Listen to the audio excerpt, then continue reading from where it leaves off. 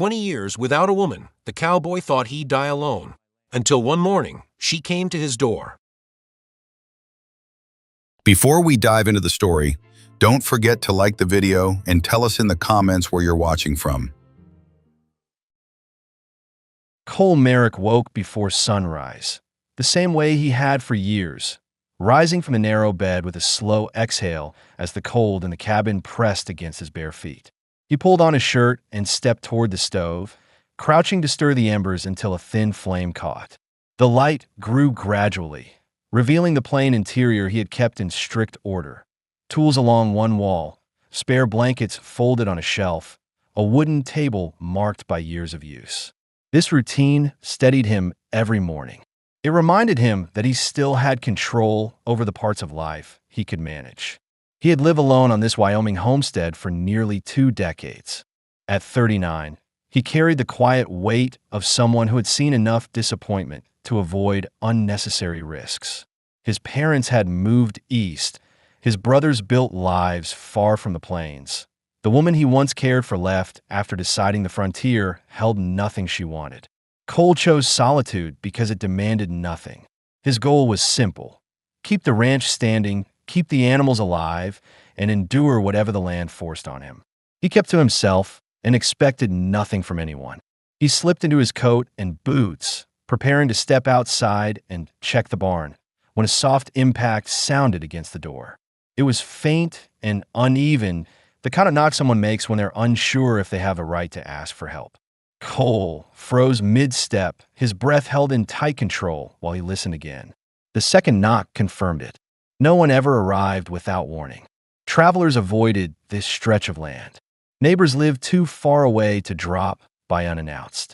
Cole reached for the latch slowly, scanning the room once to make sure he had something within reach if trouble walked in. He pulled the door open a few inches and felt the cold rush of outside air hit his face. A woman stood on the porch, leaning slightly into the frame as if her legs might give out. Her dress was torn in several places, the edges stiff from dried mud. A thin shawl clung around her shoulders, barely covering the bruising on her arms. The raw, wind-burned skin along her cheeks told him she had traveled far in harsh weather. Her gaze lifted just enough to meet his, not defiantly, but out of sheer will not to collapse in front of a stranger. "My name is Mara," she said, voice hoarse and strained. "I need a place to warm up. I don't want trouble. I just need a moment inside." Cole studied her quickly, gathering details he needed to judge the situation. She was young, mid-20s at most, but her eyes held the guarded look of someone who had endured more than her age should allow. Her boots were nearly falling apart. The fraying soles showed signs of long days on foot. Her shoulders trembled from the cold and from exhaustion she was trying to hide. She did not look dangerous. She looked desperate. Cole stepped back without a word, opening the door wide enough for her to enter. She hesitated, clearly waiting for him to change his mind, then crossed the threshold with careful steps. The warmth from the stove reached her slowly, loosening the tension in her breath. She kept to the far side of the room, not wanting to invade more space than necessary. He closed the door behind her. She didn't flinch, which told him she had been expecting sharper noises than that. "Sit," he said quietly. Mara lowered herself into a chair, her hands gripping the edges while she steadied her breathing. Up close, he saw faint marks along her wrists, rough skin rubbed raw by something she didn't explain. She didn't offer details, and he didn't press. Cole poured hot water into a tin cup and set on the table in front of her. She stared at it for several seconds before lifting it with unsteady fingers. The heat made her eyes close briefly in relief, and a controlled sigh left her chest. "I didn't plan to reach anyone's home," she said after a moment. "I kept walking because I didn't know where else to go." Cole leaned against the edge of the table, arms crossed loosely. He didn't interrupt. She took another slow sip before continuing. "I left a man behind," she said, choosing her words carefully. "I don't know how close he might be. I've been moving day and night. I'm not asking for much, just a place to breathe." Her admission hit him hard with a mix of caution and sympathy. He had seen enough over the years to understand what kind of situations made a woman flee alone. She didn't need to describe the details. Her posture told the truth on its own. The rigid shoulders, the way she checked the windows without turning her head, the exhaustion that settled deeper than physical strain. Cole weighed the risks silently. If someone dangerous was searching for her, they might come this far. But letting her walk back into the cold without shelter was something he couldn't reconcile with any sense of decency he still had left. "You're safe here for now," he said, keeping his tone steady. Mara nodded once, though the tension in her jaw said she wasn't fully convinced safety was possible anywhere. He stepped back to give her space.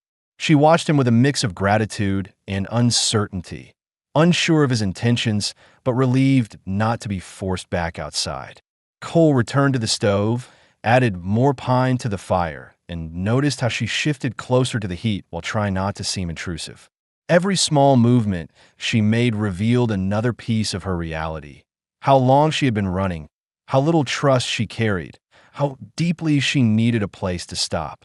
Outside, the wind moved across the yard with a low rustle. Inside, the cabin felt different than it ever had before. For 20 years, it had been nothing but walls, tools, and silence. Now someone else's breathing filled the space. Cole wasn't sure what this would mean for his routine or for the life he had forced himself to accept. But as he watched Mara's fingers tremble around the tin cup, he understood one thing clearly. Turning her away had never been an option. She wasn't safe alone, and he wasn't the kind of man who ignored that. The sun rose slowly behind the ridge, sending pale light through the window and landing across the floor in a thin line. Mara's shoulders lowered slightly as warmth spread through her. Cole stood nearby, silent, steady, trying to make sense of a day that had begun unlike any other he'd lived. For the first time in years, his solitude had shifted, and the change felt irreversible. Mara woke to the sound of boots moving across the wooden floor, slow and measured, each step deliberate. She opened her eyes carefully, realizing she had fallen asleep in the chair near the stove. The quilt draped over her shoulders wasn't hers. She lifted the edge of it and paused, understanding Cole must have placed it there while she slept.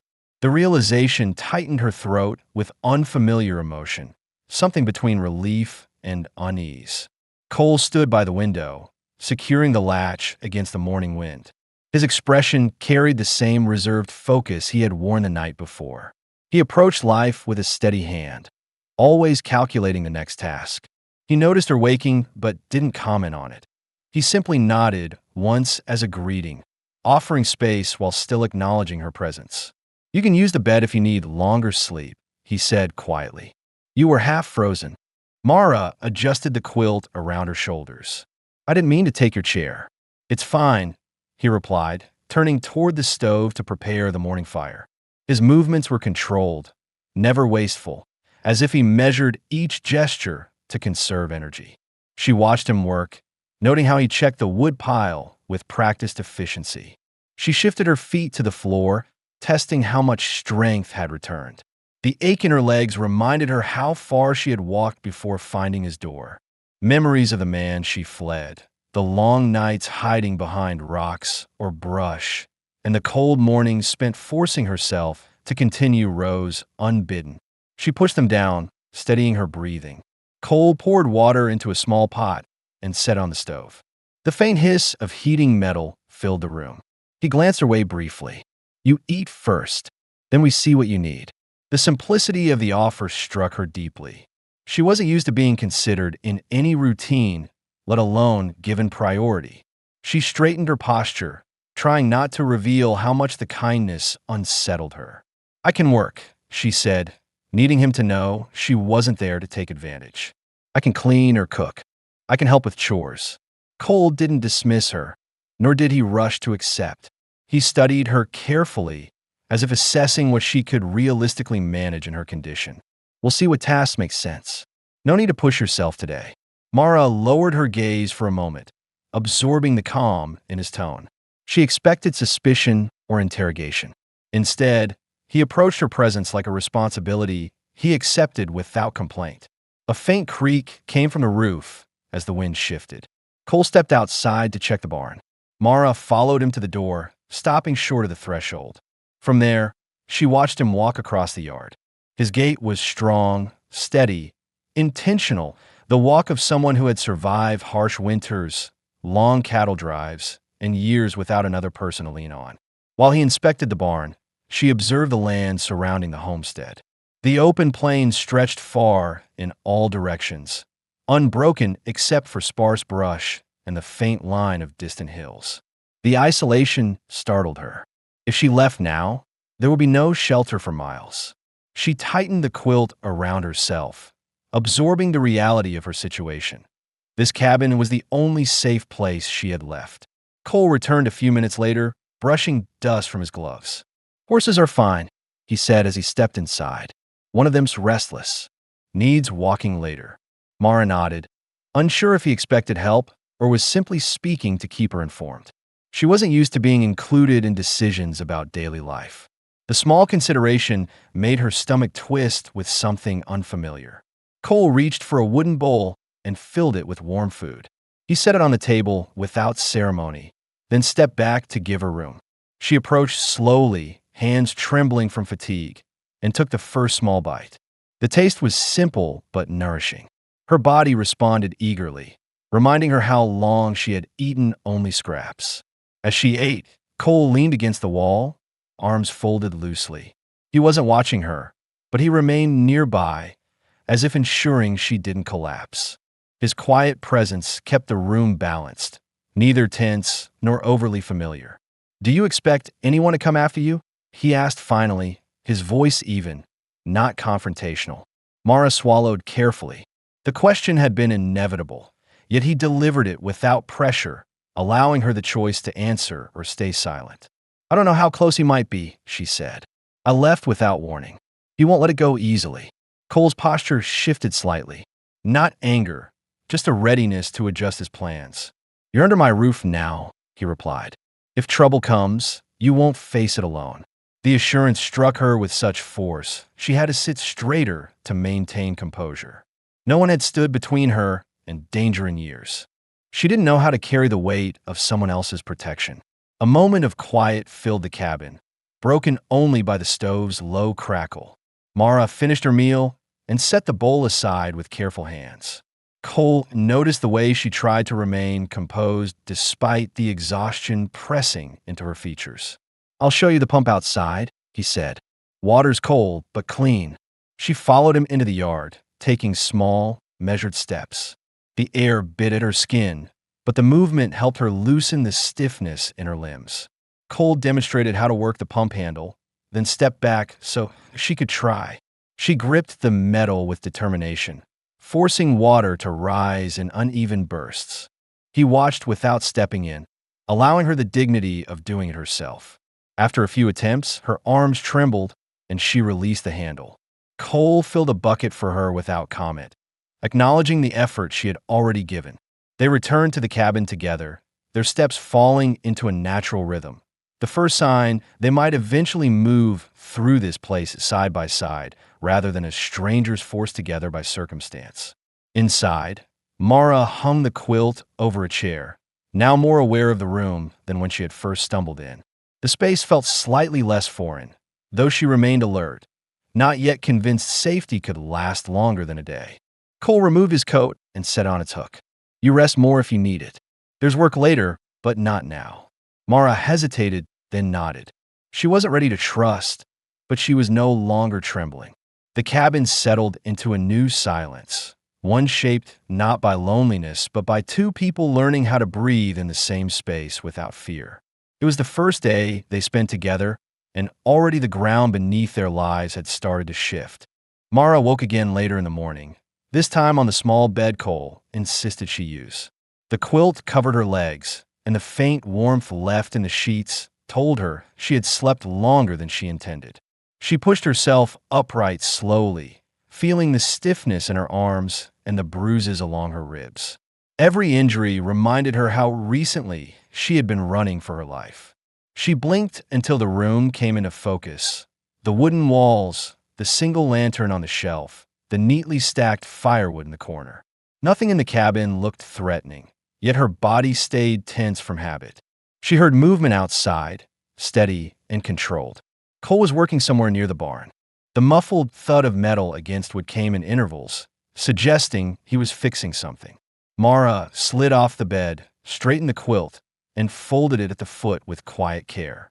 She didn't want to appear careless or ungrateful, not after being allowed to stay without question. She stepped outside, keeping her shawl tight around her shoulders. The wind stretched across the plains in long, cold gusts, flattening the grass and carrying the smell of damp soil from the thawing ground. She spotted Cole kneeling beside a broken fence rail, hammer in hand. He didn't notice her immediately. His focus stayed locked on the task. One nail driven in at a time, each strike even and deliberate, as if precision steadied him. Mara approached slowly, unsure if interrupting him would be welcome. When he finally glanced up, he paused to take in the fact that she was standing outside instead of resting. "You're up," he said, dusting with shavings from his hands. His tone held no judgment, only quiet observation. "I didn't want to sleep the whole day," she replied.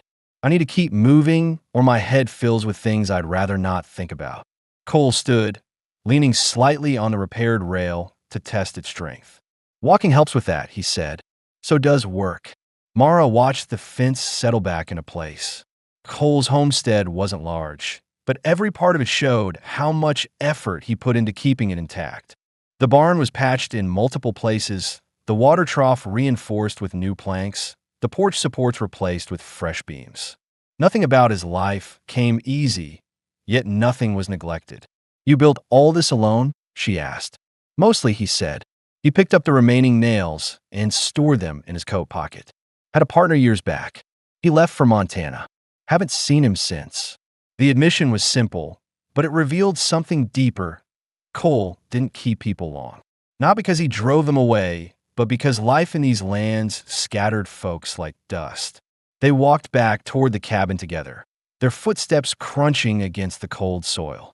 Mara studied the horizon, her eyes moving constantly, scanning for shapes that didn't belong.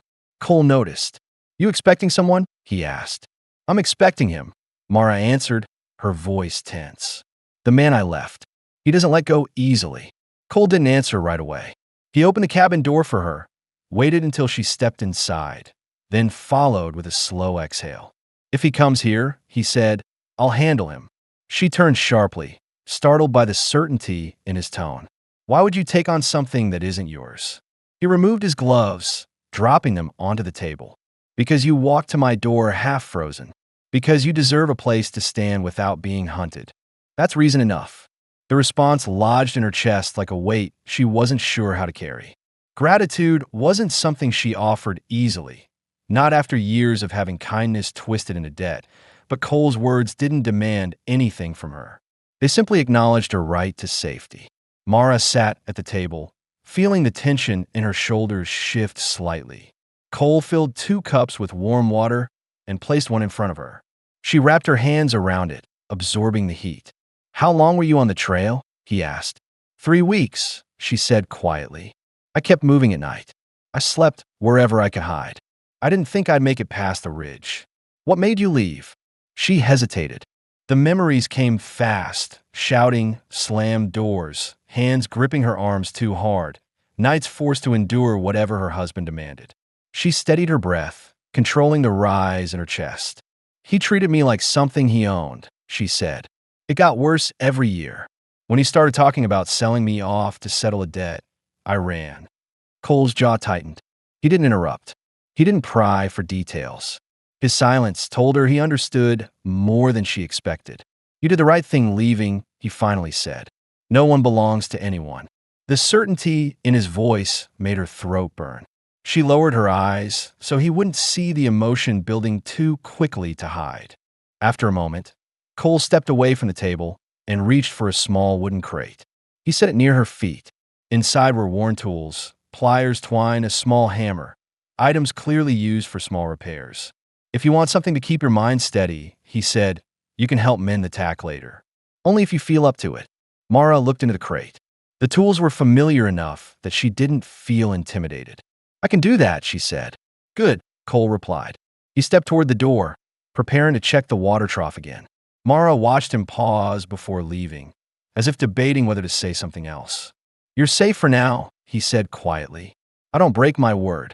Mara nodded slowly, gripping the cup tighter. Her breathing steadied. Her pulse slowed. For the first time in years, she allowed herself to believe she might actually stay somewhere longer than a night. Cole stepped outside, leaving the door slightly ajar so she could hear his boots in the yard. Mara remained at the table, absorbing everything that had changed in such a short time. She had come to his door nearly dead from exhaustion. Now she had warmth, a bed, and a man who didn't look at her like property. It wasn't trust yet, but it was the first sign of a life where trust might eventually exist. Mara spent the morning sorting through the crate Cole had left for her. The tools were worn smooth from years of use, each one carrying marks that showed how much work had been done with them. She picked up a leather strap from the pile he had placed on the table. The edges were cracked, the stitching loose. Fixing small things like this steadied her thoughts in a way she hadn't expected. She began threading the twine carefully, trying to keep her hands from shaking. Outside, she heard the steady rhythm of Cole chopping wood. The sound came in clean intervals, an axe striking with splitting a log falling. His steps moved back and forth across the yard, a pattern she was beginning to recognize. He wasn't rushing. He was maintaining the property the way he lived, disciplined, methodical, controlled. She finished the first strap and set it aside. When Cole returned to the cabin to drop off firewood, he paused at the table to examine her work. He held the strap between his fingers, turning it over once. "Stitching strong," he said. "You've done this before." "My father kept horses," she replied. "I fixed whatever I could to avoid his temper." Cole lowered the strap slowly, absorbing more than just the information she gave.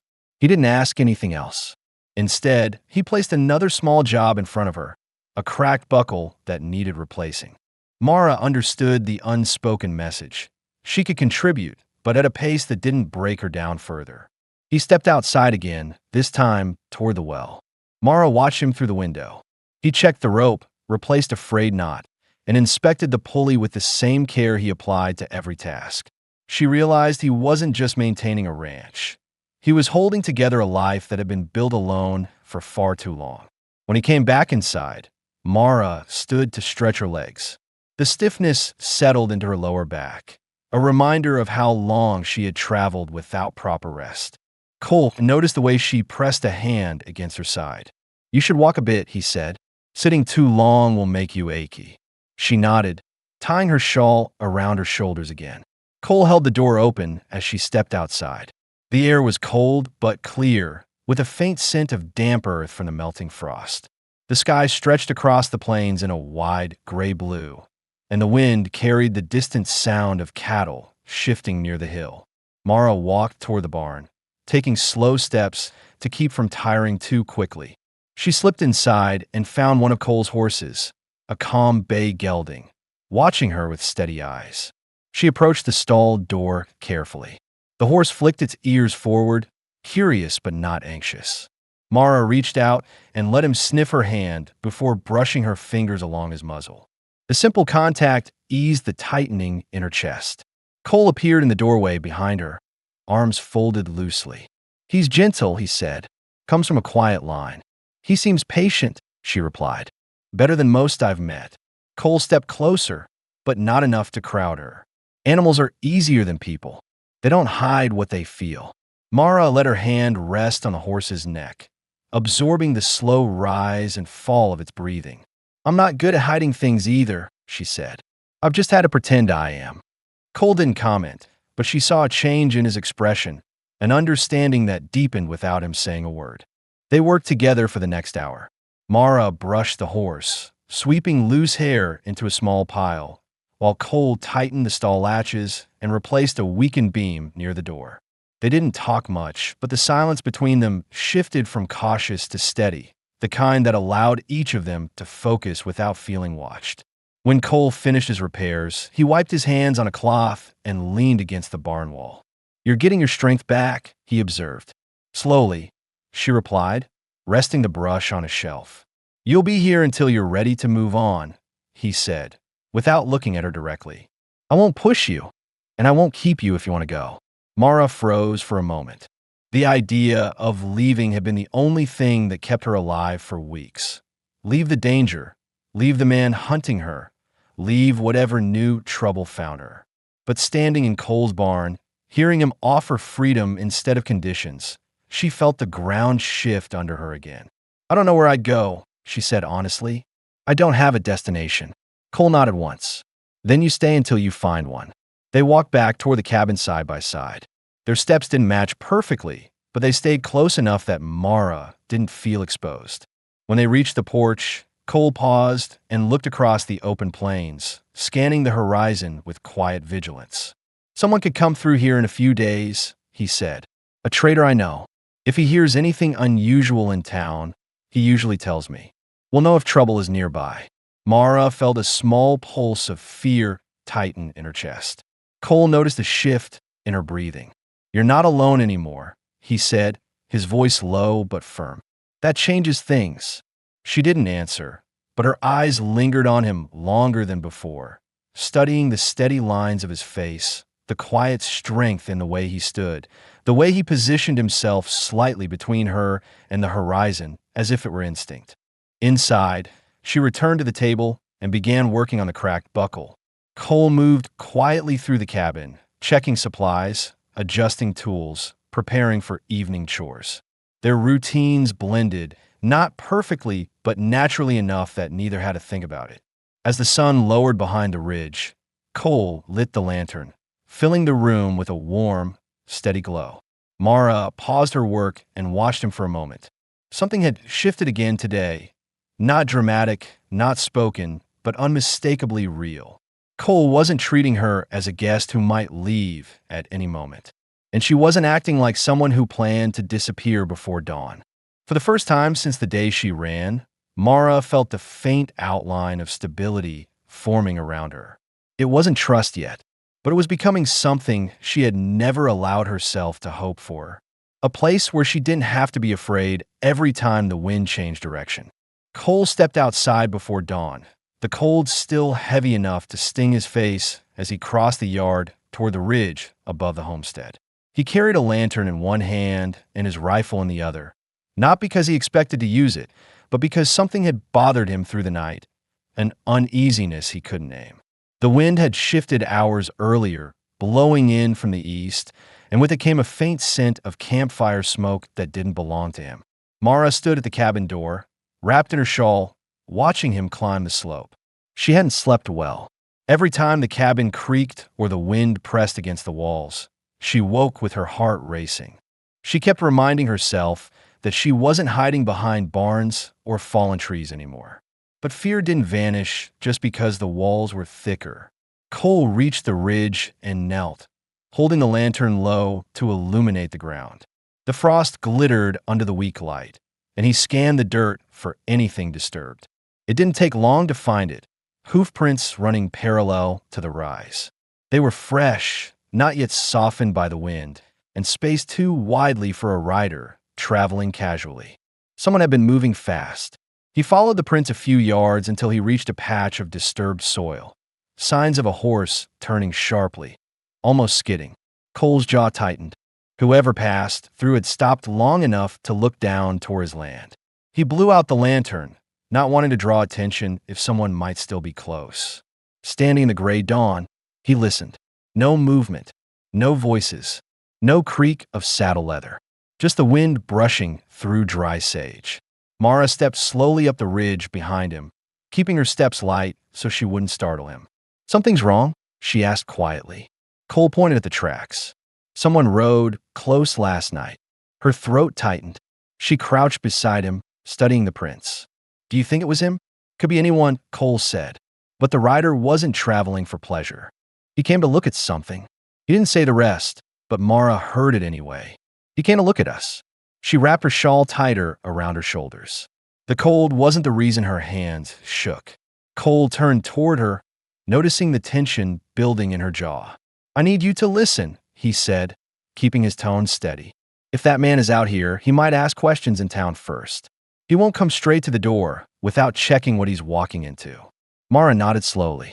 "He's cautious. He plans. He doesn't rush unless he thinks he's losing control. Cole studied her face, noting the way her eyes avoided the horizon. She wasn't imagining the threat. She recognized the pattern of someone she had spent years trying to predict. He motioned for her to follow him back down the slope. Come inside. There's more we need to discuss. The walk down felt heavier than the walk up. Mara stepped carefully on the frosted earth, trying to keep her breathing steady. She didn't want Cole to see how quickly fear returned when her past edged close again. But she couldn't hide the way her shoulders hunched or the way she kept glancing back at the ridge. Inside the cabin, Cole shut the door firmly and bolted it, not because he expected an immediate attack, but because he wanted Mara to feel the difference between precaution and panic. He poured warm water into 2 cups.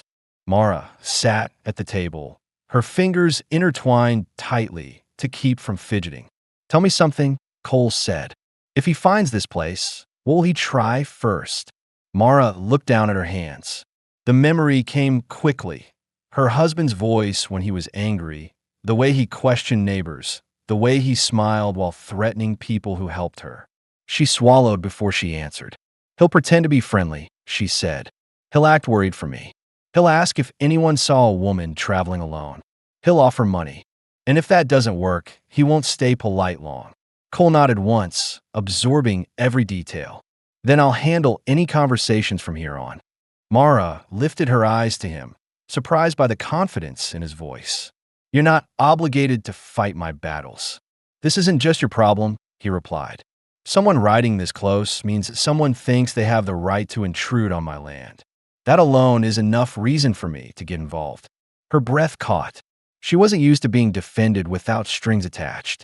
Cole continued, his tone calm but unyielding. You're safe here, but we're not ignoring the signs. If he's coming this way, we prepare. Mara inhaled slowly, her pulse settling from panic to something steadier. She had never been part of a plan that didn't involve running. The idea of facing danger with someone beside her felt unfamiliar but grounding. Cole stood, reached for his coat, and began checking the rifle. He wasn't agitated, just methodical. Mara watched him move with a sense of control that steadied her nerves. He wasn't acting like a man jumping into a fight. He was acting like someone protecting what mattered. Come outside when you're ready, he said. There's something I want to show you. A few minutes later, she joined him near the barn. Cole pointed toward a section of ground where he had driven stakes into the soil. These are markers, he explained. They help me see movement at night. If someone walks through, the horses alert me. Mara studied the setup. You've lived with threats before. Long time back, he said. I learned to keep systems in place even when things seem calm. For the first time, Mara realized Cole's quiet routine wasn't just habit. It was survival, built over years of loss and long stretches of isolation. He understood danger in a way few men did. Not loudly, not violently, but through a disciplined awareness that came from experience. Mara stepped closer, grounding herself in the reassurance of his presence. Cole didn't reach for her or offer comfort with words. He didn't need to. His certainty filled the air between them like something solid. We'll manage whatever comes, he said. Mara looked out toward the ridge again. The tracks were still visible from where they stood. This time, they didn't look like a promise of doom. They looked like a challenge someone had underestimated. She didn't feel safe yet, but she no longer felt alone. Cole spent the early afternoon reinforcing the barn door, driving new nails into the crossbeam while the wind carried dust across the yard. He wasn't rushing, but every motion carried purpose. Mara watched him from the porch, arms crossed beneath her shawl, studying the way he scanned the horizon before each task. He wasn't paranoid. He was experienced. He didn't ignore warning signs or dismiss possibilities just because they weren't convenient. Mara stepped down from the porch, her boots crunching against thin patches of thawing soil. She approached with careful steps, not wanting to interrupt his work. Cole finished hammering and straightened, wiping sweat from his brow with the back of his hand. The sun sat low in the sky, giving the plains a flat, pale light that made every shadow stretch long across the ground. I can help with the animals, Mara said.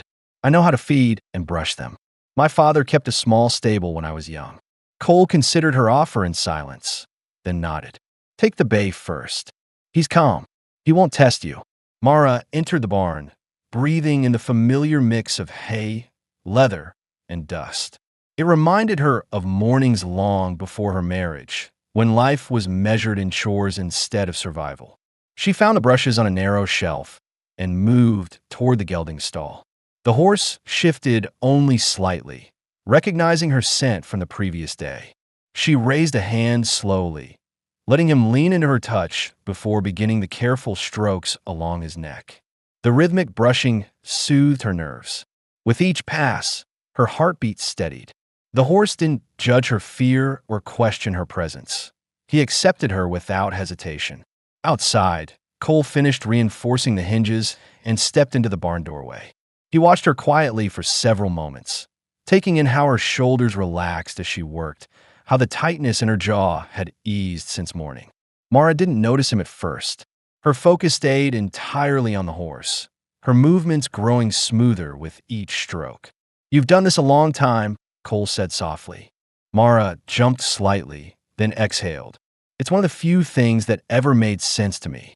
Cole stepped inside, leaning against a beam. Animals are honest. People aren't. She paused. The brush held midair. Did someone teach you that? She asked. But did you learn it the hard way? A bit of both, he answered. Mara resumed brushing, absorbing the weight behind his words. Cole rarely mentioned anything personal. Every small admission felt like a glimpse into a life he kept carefully contained. After finishing with the bay, Mara helped Cole haul water from the trough. With every task, she felt her body regaining strength. The cold air pricked her skin, but it kept her sharp, focused, aware of her surroundings. As they worked, the quiet between them grew more familiar. Not tense, not uncertain, simply an understanding that neither needed to fill it with conversation. The rustle of hay, the creak of leather, the intermittent snort of a horse created a steady rhythm around them. By late afternoon, the sky shifted into muted hues of gray and blue. Mara carried an armful of hay toward the last stall, while Cole checked the saddle straps hanging overhead. When she lifted the final bundle, one corner slipped from her grip and scattered across the floor. She crouched quickly to gather it, but her legs trembled from exertion she hadn't fully recovered from. Cole stepped forward without hesitation. Leave it, he said. You've pushed hard enough. Mara kept her eyes on the scattered hay. I don't want to be useless. You're not, he said plainly. You're recovering.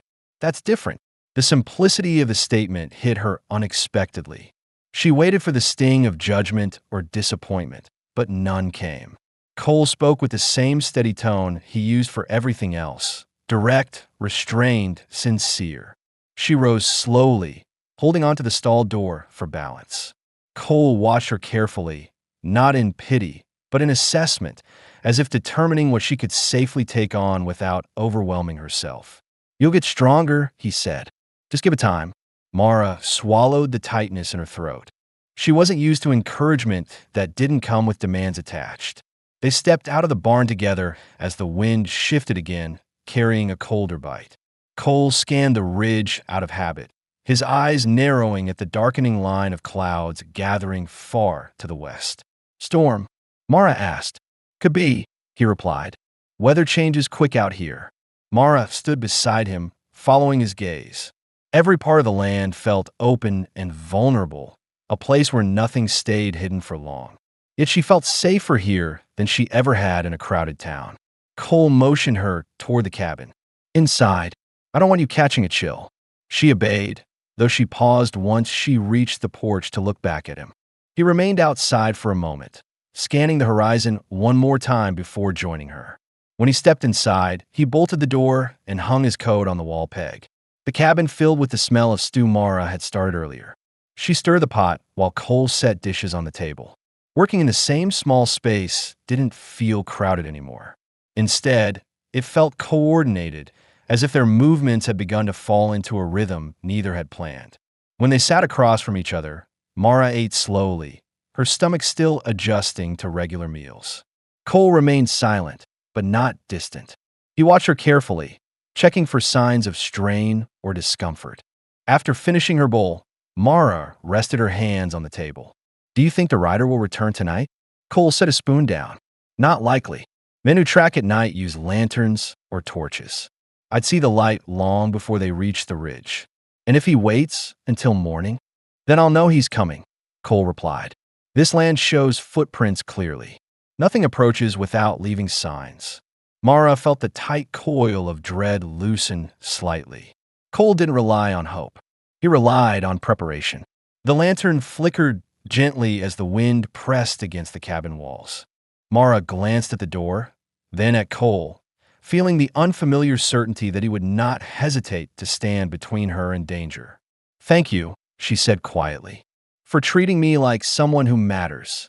Cole looked at her without shifting his expression, yet something softened in his eyes. You're under my roof. That's all the reason I need. They sat in silence a moment longer, the weight of the day settling around them. Outside, the sky darkened further, hiding the tracks on the ridge, hiding whoever might be watching from distance. Inside, Mara and Cole prepared for a night that felt like a turning point. Not because danger had arrived, but because both of them understood it would come eventually, and neither planned to face it alone. The next morning came with a heavy layer of cloud cover that dimmed the land in a way Mara had not yet seen. The plains looked flatter, the colors drained, as if the weather itself was holding its breath. Cole stepped outside the moment the sky turned gray-blue, carrying a coil of rope and a pair of gloves. He walked the perimeter of the property with slow, calculated steps, inspecting every ridge, dip, and path that led toward his homestead. Mara watched from the window, rubbing her arms through her sleeves. She noticed how Cole moved differently today, less routine, more alert. His eyes scanned the ground with precise attention, pausing whenever something interrupted the usual pattern of hoofprints from his horses. She recognized the posture of someone preparing for the worst without wanting to alarm the person he was protecting. Unable to remain inside with her thoughts, Mara stepped outside and approached him near the small rise behind the cabin. Cole didn't turn. He heard her footsteps in the dirt. What is it? She asked softly. Cole crouched and touched a set of shallow prints. Boot marks, he said. Not mine. Not old enough to ignore. Mara knelt beside him, studying the disturbed soil. The prints angled toward the property before turning sharply away, as if the person had approached quietly, observed something, and then retreated. Her stomach tightened. Was he close to the cabin? Close enough to see the roof, Cole answered. Not close enough to know what's inside. She exhaled slowly, trying to steady her breathing. Her husband had been tracking her for months. He knew how to wait, how to watch without revealing himself.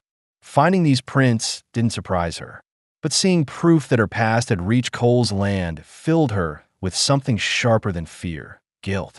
She stood abruptly, pressing a hand against her ribs. He's going to drag you into this, she whispered. Cole rose as well, dusting his gloves together. I'm already in it, he said. That's not your fault. She looked away, tears threatening but not falling. She hated the idea of someone else suffering because of her choices, even if those choices had been her only path to survival. Cole stepped closer, his voice low and even. Listen, if a man thinks he can take what isn't his, he underestimates the land he's walking into. Mara studied his face, absorbing the certainty in his expression. He wasn't posturing. He wasn't pretending to be fearless. He was simply telling the truth as he saw it. They returned to the cabin together. Cole took a lantern from the shelf and lit it, turning the flame down low. Mara watched him prepare without rushing, checking the lock on the door, organizing tools, setting an extra rifle near the window. None of it looked theatrical. It looked like routine adapted to danger. Sit for a minute, he said gently, gesturing to the chair by the table. Mara obeyed, though her body remained tense, ready to run at the slightest sound. Cole sat across from her, elbows resting on his knees. I need to know something, he said. When he finds you, how does he approach? Straightforward? Or does he use someone else to get close? Mara twisted her fingers together beneath the table. He lies, she said. He pretends to be concerned. He says I'm sick and needs help. He acts desperate. People believe him because he looks respectable and speaks softly until he gets what he wants. Cole nodded, filing the information away. Good. Then we know what to expect. Mara hesitated. You don't have to protect me. I can leave before he gets here. That might. No, Cole's tone didn't rise, but it carried finality. You leave, he wins. You stay, we manage this together. Mara felt her throat close with emotion she didn't want to reveal. She bit the inside of her cheek and focused on the lantern flame to ground herself. Cole stood and went to the window. Mara watched him study the open plains again, shoulders loose but ready. He had lived far from people for years, yet he adapted quickly to having someone else to defend. That realization made something shift inside her. Not love, not longing, just the first threads of trust forming in a place nothing had grown for years. A loud crack echoed from the ridge. Mara jumped to her feet before her mind registered the source. Cole raised a hand, signaling her to stay still. He stepped outside slowly, rifle slung across his shoulder, movements controlled and silent. Mara remained behind the doorframe, heart pounding. The sound came again, two pieces of wood snapping under sharp weight. Not a gunshot, not an attack, something stepping through brittle brush. Cole reached the ridge and crouched. A moment later, he waved her over. She hurried to him, clutching her shawl. When she reached him, he pointed into the brush at the base of a scrub oak. A deer limped through the undergrowth, its left hind leg caught briefly in a snare trap someone had abandoned. Mara let out the breath she'd held too long. It wasn't him. No, Cole said. But someone placed that trap, and not recently. Mara's concern deepened. Does that mean he's been here longer than we thought? Could be him, Cole said. Could be someone passing through. Either way, somebody's been using this land without permission. The tension in the air thickened. The plains stretched silent and still, but they no longer felt empty. The sense of being watched didn't fade. It grew clearer, sharper. They freed the deer together, Cole steadying the animal while Mara loosened the snare. The deer bolted into the distance as soon as it gained footing, disappearing quickly into the tall brush. Cole wiped his hands on his trousers. We're dealing with someone who isn't afraid to get close. Mara swallowed hard. He likes moving in circles. He tests boundaries. He waits for the moment someone lets their guard down. Cole's expression hardened. Then he picked the wrong place. They walked back to the cabin as the sky darkened. Mara stayed close to Cole, not out of helplessness, but because she realized he understood how to read danger in ways she never could. She wasn't alone in the uncertainty anymore. Inside, Cole lit the lantern again, casting a calm glow across the wooden walls. Mara sat on the bed, hands clasped in her lap, while Cole secured the windows one by one. Get some rest, he said. I'll keep watch for a while. Mara looked up at him. You trust me enough to sleep while I'm awake. Cole paused, studying her features. You're here because you ran from a man who wants control. That tells me enough. She lowered her gaze, overwhelmed by the weight of being believed without argument.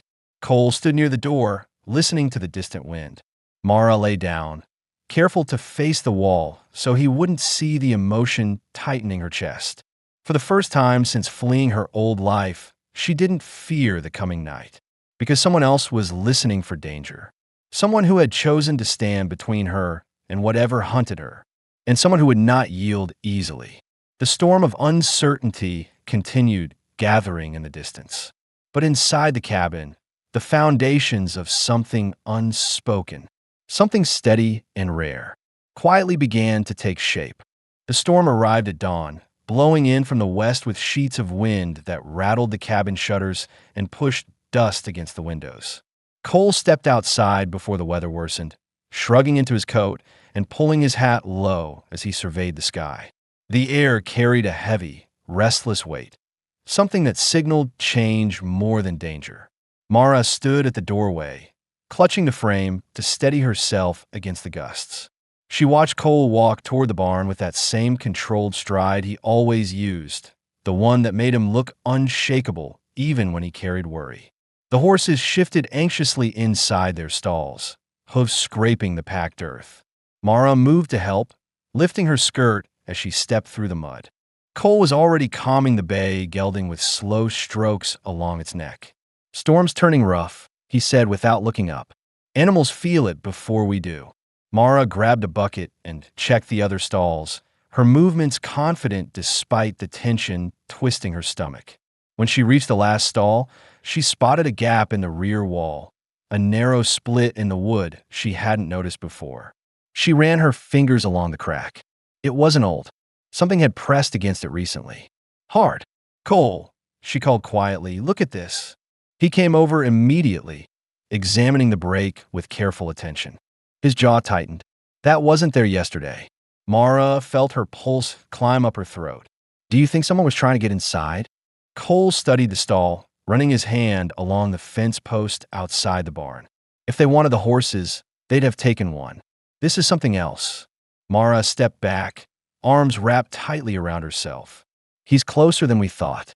Cole didn't confirm it, but the silence he held told her the truth anyway. They spent another hour checking the property again. Cole found a second disturbed area near the creek, where leaves and dirt had been brushed aside. Someone had knelt there recently, long enough to leave an imprint, but not long enough for the weather to cover it. Back in the cabin, Mara warmed her hands near the stove, unable to shake the feeling of being hunted. The room, once a pocket of safety, now felt too exposed. Cole stood near the window, staring out at the gray horizon with an expression she hadn't seen before, focused, calculating, protective in a way that made her chest tighten. "We have to decide something," Cole said quietly. "If he's circling the homestead, hiding won't work much longer." Mara looked up, unsure of what he meant. "What choice do we have?" Cole stepped away from the window and sat across from her. "You can run again," he said. "Take my spare mare and ride east. You'll have a day's head start before he realizes you're gone." Her stomach dropped. The thought of riding alone through the plains made her mouth dry. She had survived running once, but she knew the cost. It stripped away whatever strength she had left and left her exposed with no guarantee of escape. "And if I stay?" she asked. Cole didn't hesitate. "Then I stand with you when he shows his face. He won't get past me easily." Mara stared at the table, feeling the weight of both choices pressing against her ribs. She thought about the nights she had slept under trees, shaking from cold, the days she rationed scraps to stay alive, the constant fear that footsteps behind her meant the end of her freedom. She thought about Cole's steadiness, the way he handed her responsibilities without hesitation, the way he listened without prying, the way he believed her without demanding proof. "I'm tired of running," Mara whispered. "I can't go back to a life where every sunrise means I have to leave before someone sees me. I want a place where I can stop moving." Cole's eyes softened, but he didn't smile. He studied her, as if making sure she wasn't deciding out of panic. "If you stay," he said firmly, "you stay knowing this man might force his way here. I won't let him take you, but the land doesn't offer guarantees." Mara lifted her chin, her decision solidifying like a slow-burning coal. "I stay, not because I want to drag you into danger, but because I refuse to go back to the woman I was when I arrived here. I'm stronger now, and I trust you." Cole exhaled slowly, something easing in his posture. "All right." She expected him to offer reassurance or promises, but Cole didn't speak in comfort. He spoke in preparation. "We'll make changes," he said. "I'll reinforce the shutters. You'll keep your knife nearby. If I tell you to move, you don't hesitate." Mara nodded, absorbing each instruction, letting responsibility replace fear. The storm thickened as afternoon passed, rain tapping against the windows in uneven rhythms. Cole worked on the doorframe, adding a second bolt while Mara organized supplies. Water jugs near the bed, blankets folded at the foot, spare clothing packed in a corner in case they needed to move fast. While she worked, she felt the cabin shift from a place of refuge to a place ready for defense. Not a fortress, not a battleground, just a home refusing to be taken easily. When evening settled, Cole sat near the stove, removing mud from his boots. Mara sat across from him, the firelight catching the strands of her hair as she combed them out with her fingers. Their silence wasn't awkward. It was layered with readiness, gratitude, fear, and something deeper neither had named. After a long moment, Mara spoke quietly. I don't know what my life is meant to look like from here. Cole lifted his gaze to her. Maybe you don't need the whole picture. Maybe you just need the next step. You've already taken it. Mara felt the words settle inside her, not as comfort, but as truth. Thunder rolled in the distance, low and steady. Cole stood, checking the rifle again. Tonight, we stay alert. Mara met his eyes. Together, he nodded once, accepting her choice fully. Outside, the storm thickened, hiding the plains and whoever walked them. Inside, the decision had been made. Neither of them would face what was coming alone. The storm broke in the early hours before sunrise, leaving a damp silence across the plains. The air held a clean chill, and the clouds drifted apart slowly, letting thin light spill across the ridge. Cole had not slept. He kept watch near the window with his rifle across his lap, listening for anything out of place. The lantern burned low beside him, its glow shifting across the wooden floor in steady flickers. Mara lay awake on the bed, staring at the ceiling. She hadn't drifted off either, but her exhaustion felt different now. Less like fear dragging her down and more like anticipation tightening in her chest. She knew the last day of her old life was coming. She could feel it in the stillness outside, in the way Cole kept checking the horizon, in the way her heartbeat steadied instead of panicking. When the sky finally brightened, Cole rose and strapped on his coat. I'm taking one more look around, he said. Stay inside until I call. Mara stood immediately. I'm coming with you. Cole studied her, evaluating her posture, her eyes, her breath. She wasn't frozen in fear. She wasn't trembling. She looked ready to face whatever waited beyond the door. After a long moment, he nodded. Stay close. They stepped outside together, boots sinking into the damp earth. The storm had left shallow puddles in the yard, and the fence posts glistened under the new morning light. A faint breeze carried the smell of wet soil and pine from the hills. It was quiet in a way that felt deliberate, as if the land itself was waiting. Cole walked ahead a few paces, scanning the ridge. Mara followed carefully, her shawl wrapped tight around her shoulders. When they reached the rise behind the cabin, Cole stopped abruptly. Tracks fresh, deep boot marks in the mud, leading straight toward their homestead. Mara's breath caught. Cole crouched and touched the prints with the back of his fingers. The edges were sharp. These had been made only hours ago, maybe less. He was here during the storm, Cole murmured. Mara looked around quickly, searching for movement, but the world around them remained still. Then she noticed something ahead, a dark shape near the line of shrubs. She stepped closer until the form sharpened into a body slumped in the mud. She froze. Cole! He was already moving, approaching with his rifle raised in case the man wasn't alone. But as they drew nearer, it became clear the figure wasn't a threat. Mara's husband lay face down, soaked through, mud caked along his clothes, his fingers half clenched in the dirt. His horse was nowhere to be seen. The storm had been brutal. Lightning must have spooked the animal or thrown him. The man lay motionless, breath faint but not gone. Cole checked his pulse. He's alive, he said. Barely. Mara stood perfectly still. She had imagined this moment for months, him arriving with rage, shouting her name, dragging her back to a life she'd nearly died escaping. She had never imagined him broken on the ground, defeated by the land he thought he could conquer. What do you want to do? Cole asked quietly. Mara took a slow breath. Her heart wasn't racing. Her hands didn't shake. She felt no urge to flee. Instead, she felt something close to clarity. Help him stand, she said. Then I'll speak to him. Cole lifted the man by his coat and hauled him upright. Mara's husband groaned weakly, eyes half open, disoriented. He blinked at Mara, confused, as if unable to understand how she was standing here unharmed and unafraid. Mara, he rasped.